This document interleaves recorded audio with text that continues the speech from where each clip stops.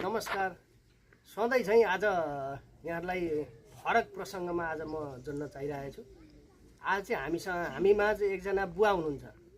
आज बुवाको चाहिँ बुवाको जन्मदेखि अहिलेसम्मको अवस्था कस्तो रह्यो भनेर बुवाको बारेमा चाहिँ संक्षिप्त एउटा परिचयदेखि लिएर बुवाको अवस्थाको बारेमा उहाँसँगबाट हामी बुझ्छौँ। बुवालाई स्वागत छ हाम्रो कार्यक्रममा। नमस्कार। र बुवाको सबैभन्दा पहिला हामी के चाहन्छौँ भने बुवाको परिचयबाट सुरु गरौँ। परिचय थरको परिचय चाहियो कि के? हजुर आफ्नो नाम परिचय थर सबै। नाम हो हेमलाल दङ्गाल, नारायण प्रसाद हो नाउँ। हजुर। तर पछि बोलाउने लागेको उनले हेमलाल हेमलाल भने त्यही प्रचलित भयो। हजुर त्यस्तै नाम म चाहिँ हेमलाल दङ्गाल। हेमलाल दङ्गाल। हजुरको जन्म कहिले भयो? मेरो 4 साल भदौमा भयो। 4 साल भदौ 9 गते सोमबार भयो। सोमबार। चाहिँ जन्म चाहिँ कुन ठाउँमा भयो? गोपेटार भन्ने ठाउँमा भयो, पाँचथरको। पाँचथरको गोपेटारमा जन्मिनु भयो। अनि जन्म पाँचथरमा भयो भनेपछि पाँचथरमा चाहिँ कति वर्षसम्म पाँचथरमा रहनु? 18, 19 वर्ष, 20 वर्ष पाँचथरमा। 20 वर्षसम्म चाहिँ पाँचथरमै चाहिँ रहनु भयो। चाहिँ उमेरमा युवाकै अवस्थामा जन्म भएछ। भनेपछि बुवाले त्यहाँ स्कुल पनि कति पढ्नुभयो कि त्यति बेला अवस्था? पहिलेको स्कुल मैले पढ्नु भ्याइन, अलिअलि पढ्यो के जाति। एक्लाको छोराछोरी भयो, बाबु छुटिएर आमा छुटिएर घर छोडेर भाइबाट हिँडे। हजुर। गाई पालियो, भैँसी पालियो, खसी भेडा बोका पालियो, घोडा पालियो, यस्तै बुवाको त्यति बेलाको अवस्थामा त्यति बेलाको अवस्था। त्यति गर्नु नै भनेको राम्रो कुरा हो। भनेपछि अब धेरै पहिलाको कुरा हो। भने पछाडि 20 वर्ष पछाडि तपाईँ तराई झर्नुभयो। तराई झरेर तपाईँको कुन ठाउँमा आउनुभयो? यही ठाउँमा भाङबारी भन्छ यसलाई त्यस दिन। हजुर। अहिले पनि भन्दैछन् त्यस्तै। अहिले कति नम्बर वडा पर्छ यो? 2 नम्बर पर्छ। 2 नम्बर। भने पछाडि यहाँ आए पछाडि के गर्नुभयो त बुवाले? खेतीबाली गरियो, गाई पालियो, भैँसी पालियो, गोठ पालियो, धान खेती गरियो, यस्तै गरियो।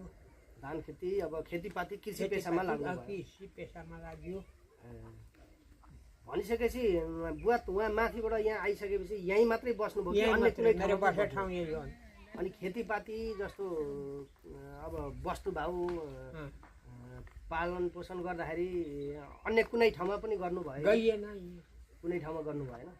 अनि कता इलाम कि कता पनि इलाम बसियो भन्ने सुने। 10-12 वर्ष इलाम पनि बसेँ।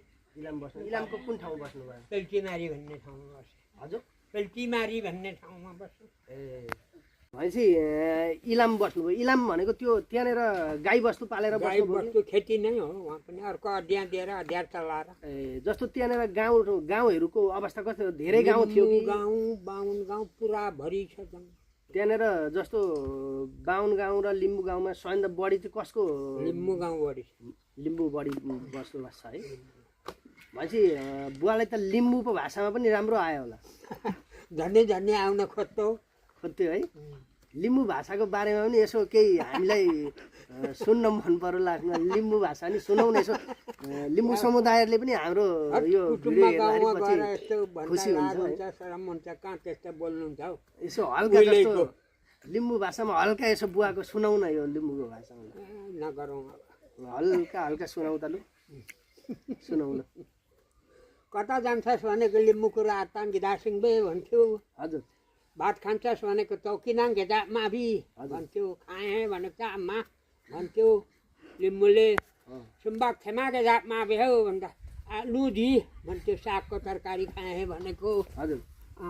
किनामा खाइस इमरिङ सुम्बाकिन घेटा मु भन्थ्यो। लिम्बूको त्यस्तो हो। अनि लिम्बूको यो अलिअलि हजुरलाई भाषा पनि आउँदो रहेछ बुवालाई भनेपछि लिम्बूको यो भित्री कुराहरू यो जस्तो हुन्छ चाडपर्व यस्तो कुराहरू पनि बुवालाई अलिअलि थाहा छ कि के छ? उसको ढोल नाच्ने, यस्तो उसको धान नाच्ने, घरिघरि ठाउँमा यसो एउटा कुरा बोल्थे। भनेपछि लिम्बू भाषाको कुरा पनि राम्रै गरी आउँदो रहेछ बुवालाई। जस्तो अब लिम्बू भाषा म आज इटरी जानु छ भनेर बोल्नुभयो भने कसरी बोल्नुहुन्छ? इटरी हाल्नु के बेग मारो भनेपछि त बुवाले त सबै कुरा पो राम्रै गरी भन्नुभएको छ। इटरी कि धाङ्बी भन्थ्यो थाङ्गेमा भन्थ्यो हजुर इटेरी जाने भनेको थाङ्गे बस्नु भने युङ्गे बस्नु भन्यो भने युङ्गे भन्छ युङ्गे युङ्गे युङ्गे बस्नु भने युङ्गे ल सबैजना युङ्गे यहाँ आएर बस्नु हाम्रो छेउमा लिम्बूको ठाउँ युङ्गे भन्यो भने हजुर बस्नु भनेको चौकिन केटा माभि भन्यो भने भात खाइस् भनेको सुम्बाकिन थेमा केटा माभि हो भन्यो भने नुजी भन्यो भने साग साग इमरिङ सुम्बाकिन केटा मो भन्यो भने किनामाको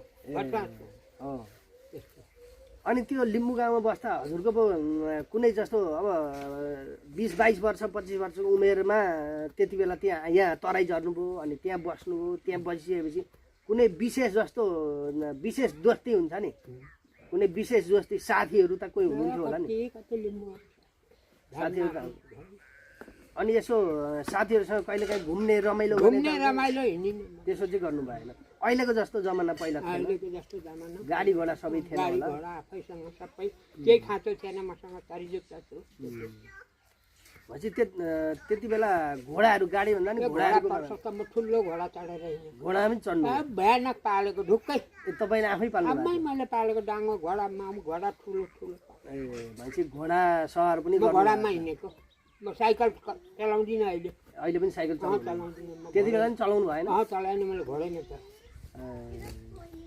भने पछाडि घोडा पनि चलाउनु भने मैले घोडा व्यापार गरेँ हजुर एउटा घोडा यहाँ छरम्मार लगेँ त्यस बेलाको जुगमा 14,000मा बेचेँ एउटा घोडा कति मूल्य घोडा चलाएँ त्यति बेलाको 14,000 14,000मा छलम्मारमा बेचेँ एउटा भनेपछि धेरै महँगो पो हो। एउटा 12,000मा इलाम बेचेँ हजुर एउटा 9,000मा रवि बजार बेचेँ ए भनेपछि घोडा पनि पाल्नु भयो घोडा पनि बेच्नु भयो घोडा सवार त राम्रो गर्नु भैँसी व्यापार गरेँ घोडा व्यापार गरेँ घोडाबाट कुनै दिन लड्नु भयो लड्नु भयो कुहाउने जुन घोडाबाट लडेको त मलाई रिकटै छ त्यो सिक्दाखेरि पनि लड्नु भयो भनेपछि त बुवा खत्रै मान्छे हुनुहुँदो रहेछ भनेपछि यो ठाउँमा आए पछाडि जस्तो यहाँ चाहिँ बुवालाई कसरी चिन्दछन् जस्तो यहाँ मलाई चिन्नु माने यहाँ सबै मेरै चिनेका मान्छे छन् जुङ्गे दङ्गाल भनेपछि सारा सकल भनेपछि यो दमक भाङबारीदेखि चिने यहाँनिर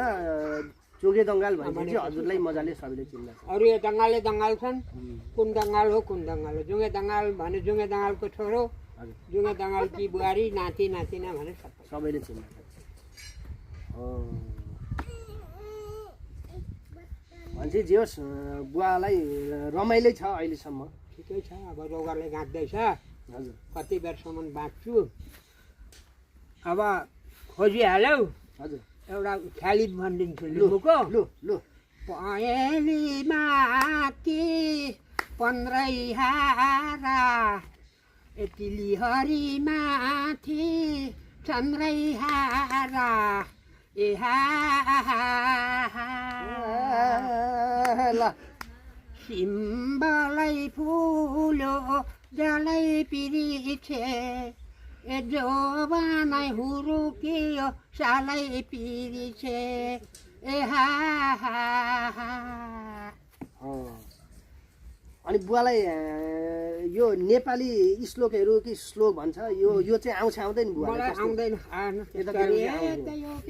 मन परि यस्तै गरियो जस्तो कुनै कथा कविता बुवालाई कुनै आउँछ कि कविताहरू पनि आउँदैन केही पनि आउँदैन म यस्तै यति नै हो दाँत खुलो दाँत दुखो दाँत खुलेपछि सबै कुरै गए सकिए भनौँ नलाउनु है उता लाज हुन्छ फेरि यस्तो शरमहरू कान्छी हाँस्दैछ ल अब बुवा एउटा लिम्बू भाषामा एउटा लिम्बू गीत हुन्छ नि त्यही हो त्यही त्यो एउटा लिम्बूबाटै भाषाबाटै एउटा गीत गाइदिनु त ल हुँदैन कुरा ल यसो गाइदिनु न पशुपति मन्दिर जोरै ढोकाबा ए हजुर से ठुली बिन्ती ढोकाबा ल सक्यो है मसँग यति हो भिडियो पनि त्यही हो ल दर्शकबिन सबैजनालाई हामीले बुवाको संक्षिप्त परिचय र बुवाको बारेमा हल्का हामीले सुन्यौँ मैले अब फेरि पनि हामीले बुवासँग पछि पनि अन्य कुराहरू सिक्ने सोध्ने बुझ्ने कुराहरू फेरि गरौँला बुवालाई अहिले यो कार्यक्रममा सामेल हुनुभएकोमा धेरै धेरै धन्यवाद फेरि फेरि पनि हामीलाई यस्ता मिठो गीतहरू जस्तो मिठो परिचय दिँदाखेरि यसरी सबै कुरा बुझाउनु भयो फेरि पनि साथ दिनुहुन्छ भन्ने नानीहरू बोकेर मैले कुरा पुरा बोल्छु हस् नमस्कार नमस्कार बाबु नमस्कार